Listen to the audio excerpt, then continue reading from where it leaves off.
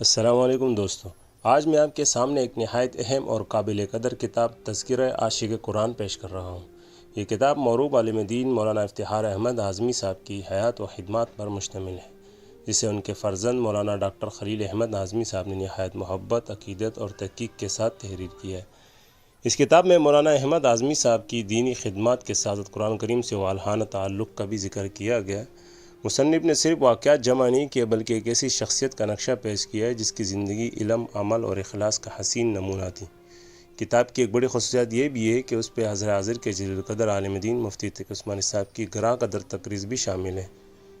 167 صفحات پر مشتمل یہ کتاب اعلیٰ معیار کے کاغذ پر شائع کی گئی، جبکہ 2 رنگوں کی نفیس طباعت خوبصورت سرورق اور عمدہ ترتیب اور اس کی دلکشی میں مزید اضافہ کرتے ہیں۔